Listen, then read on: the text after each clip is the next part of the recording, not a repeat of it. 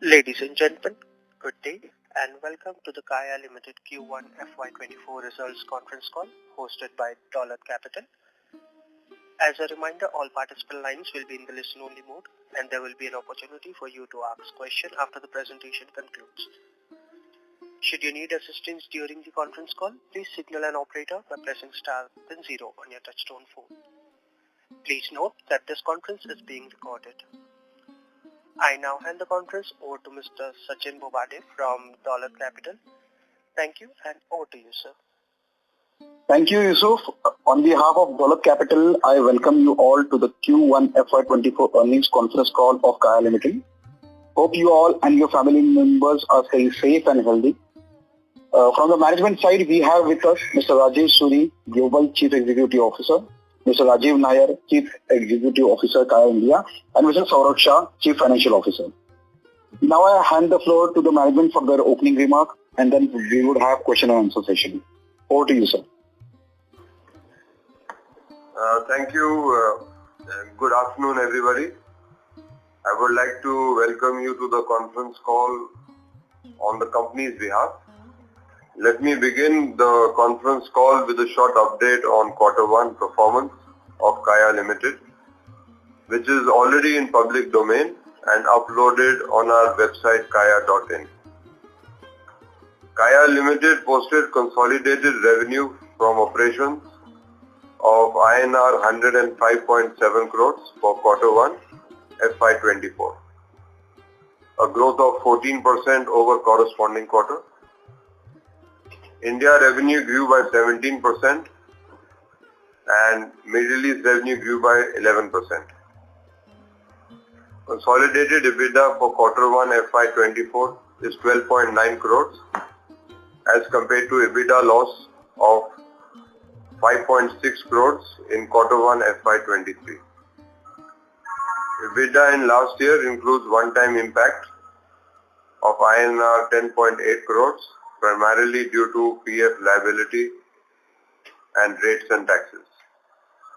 Consolidated loss after tax and after exceptional items for Q1 FY24 is INR 9.3 crores as compared to loss of 23.5 crores in Q1 23.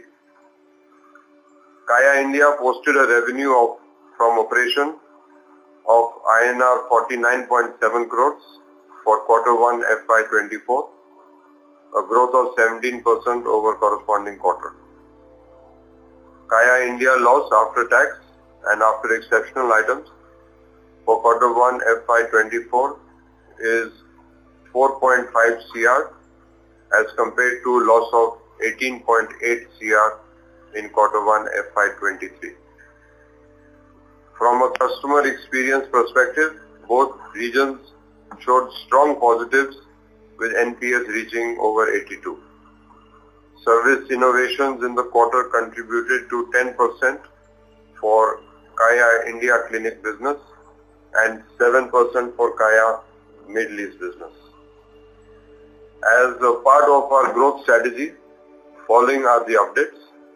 From customer engagement strategy, we have commissioned a marketing automation project to digitize our customer acquisition journey, which includes setting up of automated appointment booking, customized nudges through WhatsApp and web bots. Body segment vertical had a 5x collection growth versus Q1 FY23, showing strong customer acceptance of our new vertical. Nutraceuticals contributed to 23% of our product business for Q1 FY24. Investment in technology in clinics continued through Q1. Company during the quarter also relocated 2 clinics, one in Baroda and one in Chennai, to improve customer experience and profitability. The detailed information update is already with you. I now open the session for questions and my colleagues and I will be glad to answer them. Thank you. Thank you. We will now begin the question and answer session. Anyone who wishes to ask a question may press star and 1 on their touchtone phone. If you wish to remove yourself from the question queue, you may press star and 2. Participants are requested to use handset while asking a question. Ladies and gentlemen, we'll wait for a moment while the question queue assembles.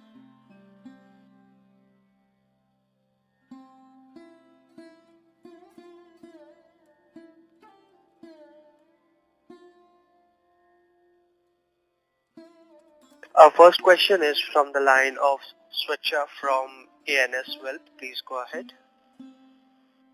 Hi sir, thank you for giving this opportunity. Sir, I had few questions. One was, like you mentioned that your body business has seen a 5x kind of a growth. So, can you help us understand, this growth is basically driven by, which particular service, because I think we do cool sculpt there, we do skin tightening, and we do couple of other therapies, So, this growth was led by what? And also, a related question about this is, how big is the market size opportunity for us in the body contouring segment, and specifically in the cool sculpt, if you could help us understand both these things. So the main reason for the growth driving was body sculpt.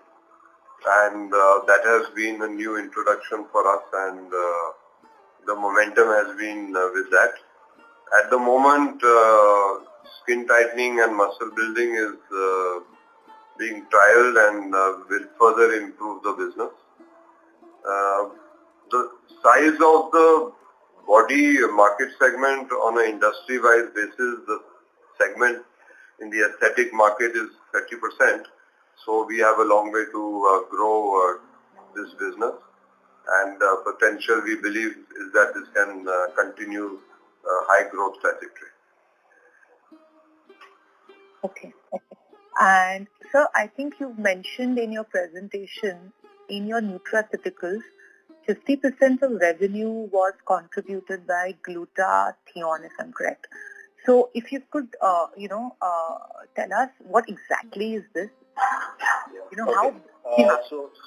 So I'll just explain. There are two formats in which we are doing nutraceuticals. One is the powdered collagen category, and then there are capsules. Okay, and powdered collagen is basically marine-based collagen powders that you can drink, and we also have vegan option available.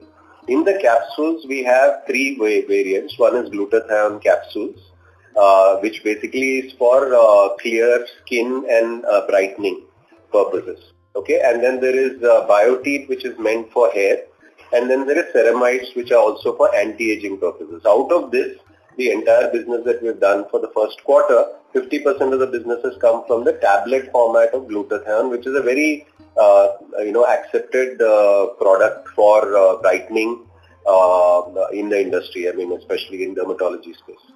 Okay. And this is the first time we are doing ingestibles in the category. In the past, we would have used all of this in a topical application. This time we have done it in an ingestible format. Okay, understood. And so I think you also, I've seen in the presentation that our collection has declined in Middle East.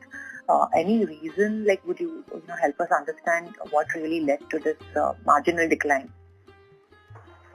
So the focus in Middle East was to try to improve profitability, and we had done some price realignments and reduced the amount of discounts we gave in quarter one this year, and primarily which led to an increase in our net revenue for the quarter.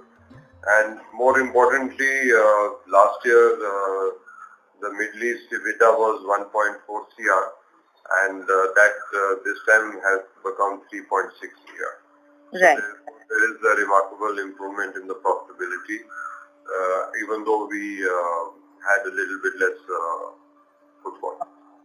So just one last question, just some numbers that I'm looking for. Can I reason here? Sorry? Yeah. Can you? Yeah. Okay. Thanks.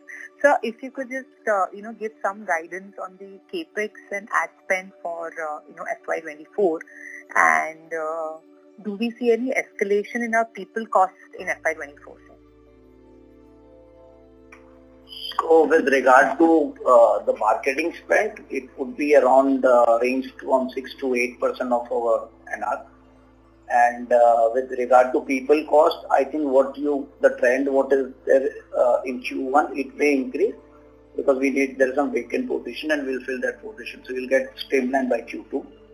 And with regard to CapEx, we already spent almost 14 crore in this quarter towards machines and brand refresh. So as and when we feel that opportunity like body contouring video in pilot test, and if it works out better, then we see opportunity to invest further. So as and when the business performance gets improved, we'll like to capitalize on this entity. Okay. Thank you. Thank you so much. Really appreciate this. Thank you. The next question is from the line of Tushar Ragatate from Kamaya Kya Wealth Management Private Limited. Please go ahead. Yeah, good afternoon, sir. Thank you for the opportunity. I just want to understand the operating margin trajectory going forward. Will that be sustainable? Your growth plans going forward, and what are your initiatives to increase the customer count? We'll start with the increase in the customer count and what are the initiatives. So like we mentioned, we have commissioned a project with the company which is specializing in big data and tech startup in the healthcare industry. We commissioned the project a few weeks ago, and the project will be completed shortly. And this project is around new customer acquisition, tightening the customer funnel, as well as improving the customer experience in terms of appointments and any friction to get into the company and make appointments, change appointments using web bots, chat bots, etc. And we are also have initiatives around CRM for our Smiles loyalty customers, and as you know, vast majority of our sales come from our own loyalty base. So we are working both on new customer acquisition as well as retention and improving our business with the existing customers. In addition to this, as we launch new verticals like body, you will see that it helps us increase our business with a new category for existing customers, and we are finding that it is also attracting 25% new customers. So in terms of margin, are they sustainable going forward? So margin, pretty much, sustainable. It's subjective because, there are some, it's a variable cost and the fixed cost element. So it depends upon how the performance happens. The margin percentage on variable front would be pretty much similar, and fixed cost would be aligned. Fair enough, sir. Sir, as per channel check in Middle East, we could figure out that our products are near to 30% discount to VLCC. So why are we putting our products or our service into discount if we are... Can you repeat that last part, and where did you find the 30% you said? So I'm saying in the Middle East, as per our channel check, we could figure out that our service are near to 30% discount compared to VLCC.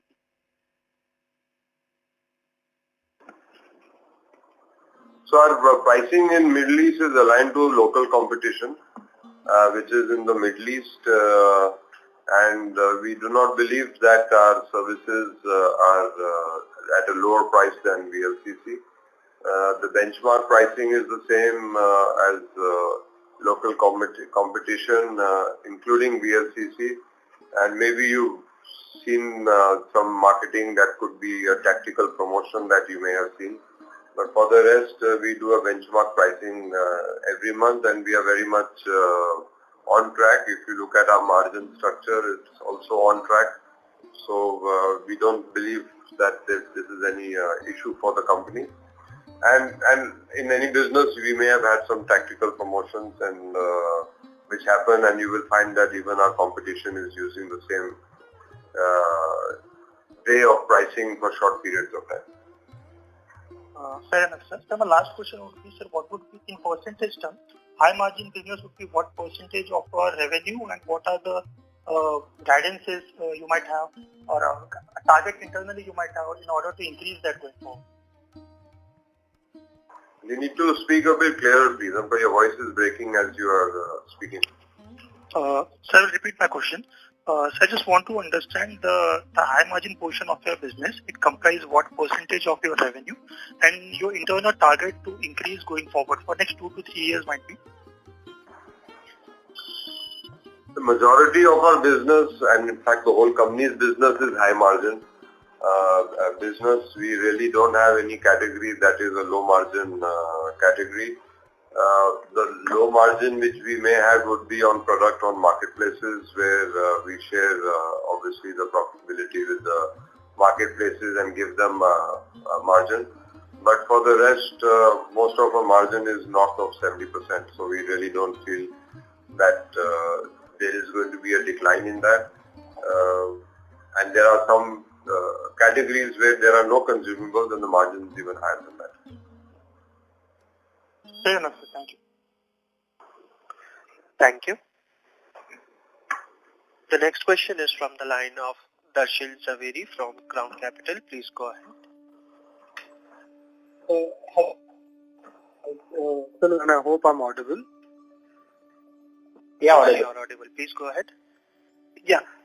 So, sir, with regards to the growth in revenue, what kind of top-line growth could we expect maybe this year, and a bit on the long-term vision, maybe we are around 100 CR a quarter, so, is there an aim to, maybe reach 1,000 crores soon, or, some long-term vision in that sense?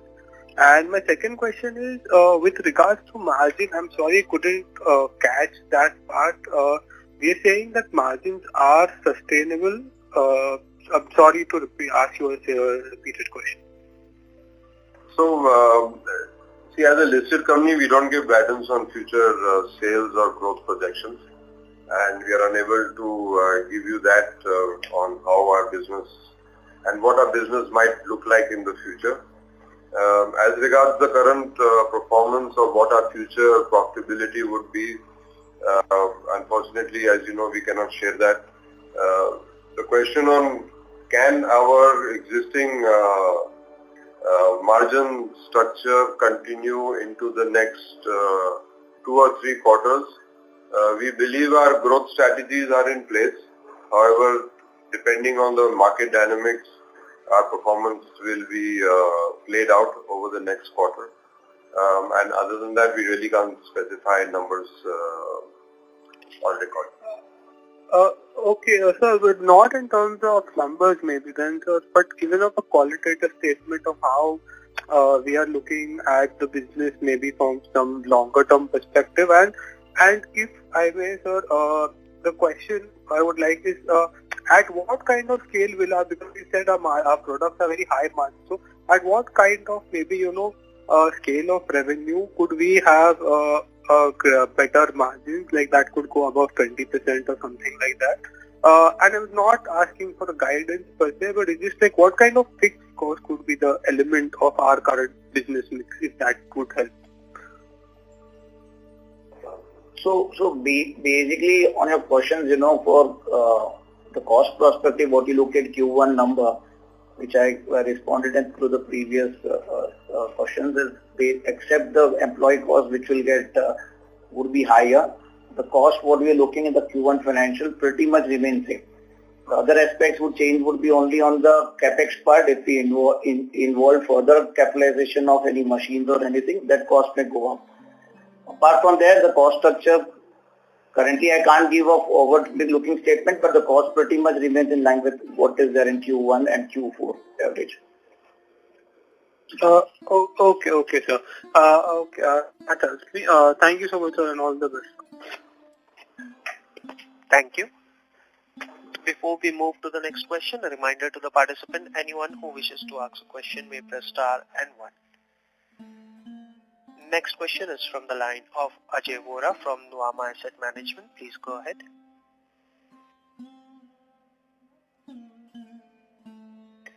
Mr. Ajay, your line is unmuted. Please go ahead.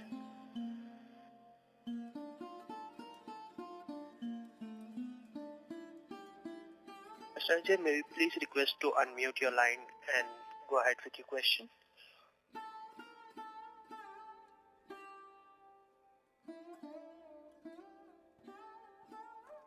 As there is no response from the current participant, we will move to our next question from the line of Nitya Shah from Kamakia Wealth Management. Please go ahead. Hi sir, so I would like to know what are the number of subscribers in the Kaya Smiles program as of this quarter versus last year same quarter? Hello? Just one moment.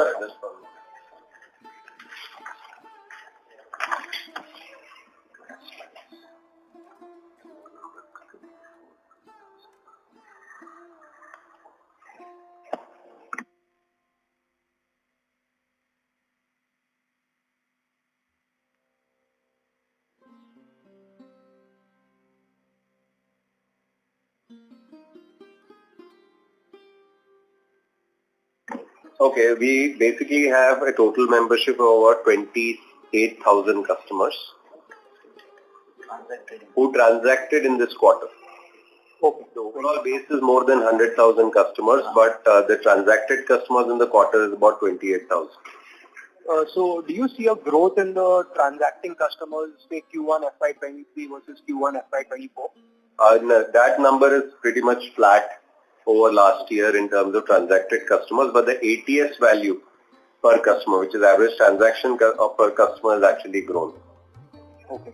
So, and I even noticed in the fixed cost part of what you were saying that the employee cost has dropped significantly if you compare it to the last year's quarter. So, in a way, it's a good thing due to which there's been a great improvement in the margins also. So, how is this carried out that the employee cost fell so much year on year? So basically, if you look at last year quarter, there was an exceptional cost of provision towards PF liability of 8.8 crore. That's where the delta gap is coming. Otherwise, what I stated previously, the cost, what you look at employee cost, there would be a little bit upside in upcoming quarters. And but the cost would not go drastically up to that level of Q1 last year. Sir, and today morning I read that further loans have been given by the promoter, another 37 crores. So I think total the promoter loan has come up to around 150 crores. So I want to understand the repayment schedule of this, or does it convert to equity, or what's the plan here? So the loan what we have, you have seen on the intimation, it's just we have taken approval. As and when we need, we'll draw down. It's not currently draw down. The second is for repayment, the board is evaluating the option. We are also evaluating the option and may come out including the right issue, and we will come out soon with some outcome. Understood. Thank you, sir. That's it from my end. Thank you. Next question is from the line of Raj from Arjav Partner. Please go ahead. Hello, am I audible? Yes, you are audible. Please go ahead. So looking at the company, see, for Kaya, the concept is good. But if I look at the sales and PAT and overall thing, your sales has been flat since around 2015-16 times. And you have been in the loss since 2017. So what exactly is the issue with the company? That I'm trying to understand. Yeah, I think one of the main reasons would be the total growth of customer count within the business. While if you see other metrics like, for example, consumption growth and others in the business have increased, but customer count is something that has been an issue. And one of the areas that we are really focusing and sharp focusing is into increasing the quantum of new customers coming into the business. And that's the reason why the various initiatives that were mentioned earlier. One was on technology, at the same time new verticals being launched to increase the volume of customers in the clinics. All right. And how much is the approximate growth in these numbers do you expect? Sorry, are you mentioning customer count? Customer counts, yes, going forward. 1 year, 2 years down the line. We have some internal measures, but we won't be able to give you a guidance in terms of growth of customer counts for future. marketing. All right. And looking at FY24, so will it be a good year compared to FY23 overall on the execution side, operational side and everything? I think if you take quarter one results and you'll need to draw your own conclusions from that because like we mentioned before, we cannot give guidance that may impact our external situation. But look, as any year, you look at the first quarter results and you see that there is improvement in most of the metrics. The net revenue is higher, the EBITDA is better, and we are continuing with many initiatives to continue with our growth story. All right. All the best. Thank you so much. Yeah. Bye. Thank you. Ladies and gentlemen, to ask a question, you may press star and 1. Next question is from the line of Sunny Agarwal from SBI Cap Securities. Please go ahead. Good afternoon, sir. Thanks for the opportunity. My question pertains to store level metrics. So right now we are operating more than 90 stores. So if you can help us understand how many stores are profitable, how many stores are at break-even level or are on the verge of break-even, how many stores are contributing profitability to the business, and what is our expansion plan on store front? Thank you. Okay. So if you look at, Kaya India level, there is except one store from the existing clinic which is on the clinic EBITDA negative. Otherwise, Kaya India overall clinic EBITDA is almost around 26% EBITDA. Okay. And we opened 4 clinics. They are also pretty much at break even with just 2-3 months in 4 months in operation. Now, with regard to expansion, we would like these 4 stores to perform better, and then we'll take a call to take a further step. Okay. And usually, what is the capex per store which we incur to open a new clinic? So, the per store capex cost range from 1.25 to 1.5 crore. Okay. And usually, as per our past experience or the recent experience, the store usually at the clinic level, it gets the break-even is achieved in the span of 4 to 6 months, right? So it depends upon the vicinity and area. At clinic level, if you look at to clinic to come to a gestation period where it makes at the clinic level break-in or EBITDA, we internally assume it's around 9 months, 6 months. But if it's in a good location, it can shoot up easily faster than that. Okay. And sir, any particular territory or region which is contributing more profitably to our business, and any particular region which is lacking? So would you like to throw some color on that aspect? Yeah, if you look at the region in India, actually, if you see the south and the east side of business, they are largely profitable because of the fact that your cost of operating these clinics are relatively lower because of rentals. Wherein actually main cities, the big cities like for example Delhi or Bombay, where we have very good locations and very good clinics, the throughputs are higher in terms of turnover, but EBITDA generated by these clinics are generally lower because of cost of rental. Okay, understood. Yeah, thank you, sir. All the best. Yeah. Thank you.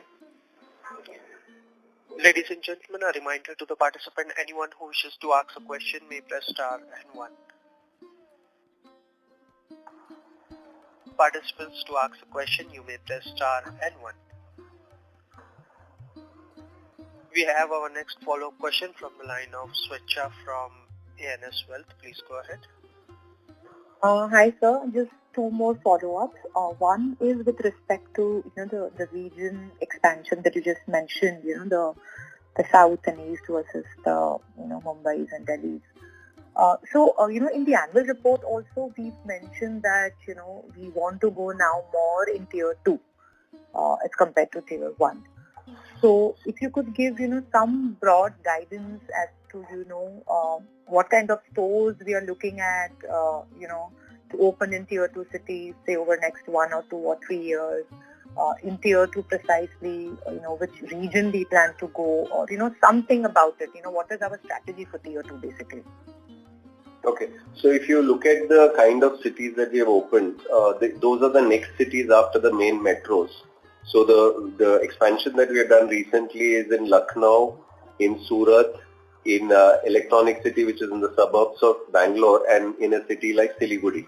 Now, these are up-and-coming cities of the country and are very strong retail destinations now. And there is definitely more consumption in these cities in the last so many years. And as infrastructure is developing, many such cities are coming through. So since our concentration largely has been in big cities, now we are moving a lot more into tier 2 cities. Okay. And initially the preference is in cities where we already have a clinic so that we can also optimize our marketing expenditure and cost of operations and things like that. So that's the broad picture I can give. We cannot give you any guidance on how many stores in the next 6 months, 8 months at the moment. Okay. And the second question was, a very broad kind of a question because, a lot of these, especially the body contouring kind of cool sculpt or a Botox, like a skin tightening thing that people normally do, there is a very small bit of chance of this going wrong, and there have been cases in the past where the companies have faced a legal kind of a situation, So how do you think and how do we prepare ourselves? A, do we face that kind of a risk? Because, we are also doing these therapies or treatments, So how do you, think about these legal liabilities that may come up? Because, there is a fair small chance of these treatments going wrong, right? Okay, so of course medical treatments may come with some risk. But the most important thing that we have is we invest on very high quality doctors. A large part of our pool of doctors across the country are qualified postgraduate dermatologists. And that's the first line that we have, that we are also, using the right resource to deliver these services. Including, Kaya is quite unique even in the body contouring space because registered dermatologists are practicing the cool sculpting procedures in the clinic and it's not left to therapists to handle these kind of services. Certain services like laser and others where, there are certain risks involved of burns and stuff is also monitored by dermatologists in the clinic. So all in all, I think what we're doing is one is making sure the resources are right and we also have very strong SOPs and lines of checks. In the case where there is any adverse event, it can be immediately taken care of by our doctors in the clinic. So I think we have taken care of this and that is the difference between us and most of the other competition. Understood. Thank you, sir. It was very helpful. Thank you so much. Thank you. Next question is from the line of Nitya Shah from Kamayakya Wealth Management. Please go ahead. Sir, so I wanted to understand now Middle East has 23 clinics and India has 98 clinics, which has grown from 94. And if I look at the revenue breakup, it's say 46% is India, 54% around about is Middle East. But the asset base which is employed in the Middle East is a lot more than what is employed in India. So it seems that in 98 clinics, the sweating of the assets is much better when it comes to India terms. So in the future, is the focus going to be more on India or, to possibly even demerge and look at just India as an operation if it's more profitable? So Nitya, on that part, it was difficult to answer, but I'd like to correct, it's 74 clinics in India instead of 90. I think your club 74 and... Yeah, I actually added them up, yes. Oh, okay, so probably you're right, the capex cost in Middle East is higher than India. But if you look at Middle East, some location, the throughput is also. So we are not, your point, what you're just asking that question, we have not factored or not considered in our mind. But currently I will not be able to give any such guidance on that topic. Understood. Thank you. Thank you. Ladies and gentlemen, to ask a question, you may press star and 1. Participants, anyone who wishes to ask a question may press star and 1. As there are no further questions, I would now like to hand the conference over to the management for the closing comments. Thank you everyone for joining us today and we appreciate all the questions. All the best. Thank you. Thank you. On behalf of Dolat Capital, that concludes this conference. Thank you for joining us, and you may now disconnect your lines. Please subscribe and press the bell icon to never miss another update. Please like, share and comment.